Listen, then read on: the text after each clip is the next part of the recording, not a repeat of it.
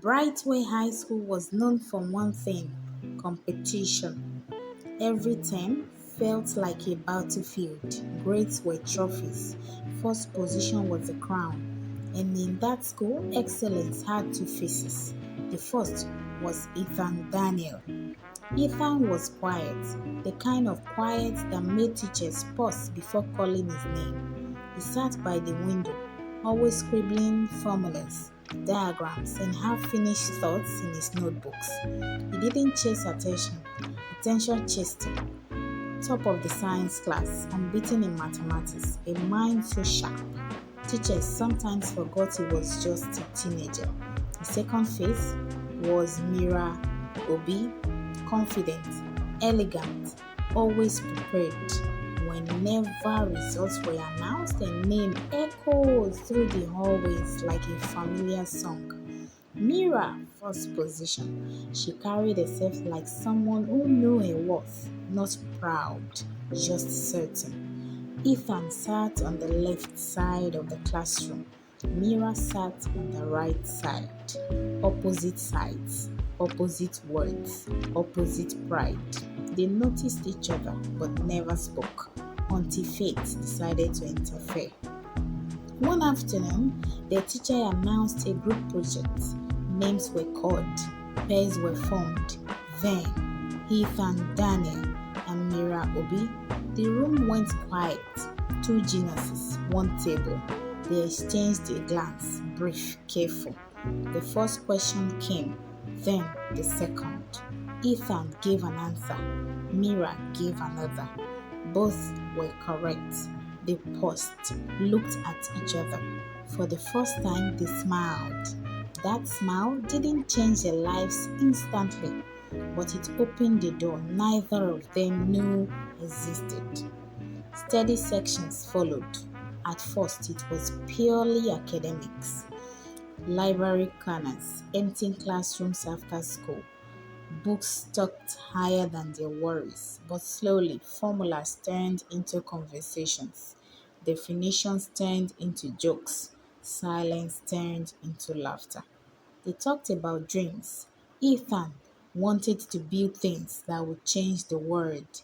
Mira wanted to become someone young girls could look up to. They didn't fall in love loudly, no dramatic confessions, no notes passed in class. They fell in love carefully, helping each other revise, carefully correcting mistakes without judgment, pushing each other when one felt tired. When Ethan doubted himself, Mira reminded him who he was. When Mira felt overwhelmed, Ethan became a calm. Their love wasn't a disturbance, it was fuel. But nothing beautiful exists without resistance. Whispers began to spread. Two brilliant students dating, they will lose focus. They will fail. Teachers started watching them closely. Friends began to pull them aside. Be careful, you're risking everything. The pressure grew heavier. Mira began to fear losing herself. Ethan began to fear holding her back. One evening, under the old tree at the back of the school, Mira finally spoke. What if loving you cost me everything? Ethan didn't rush his answer. He looked at her and said softly, then I will spend my life helping you gain even more. Final exams approached. Sleep became rare. Anxiety became familiar. One night, Mira broke down in the library. I can't afford to fail, she whispered. Not now. Ethan held her hand. Then we won't fail, he said. Together, they studied harder than ever before, supported each other through exhaustion. Just love, even when the fear screamed louder. Examination day arrived like a storm. Pens shook, hearts raced, dreams hung in the balance. The hall was silent except for pages turning and clocks ticking. When results they came, The air felt heavy. Names were called. Then Ethan burst in signs.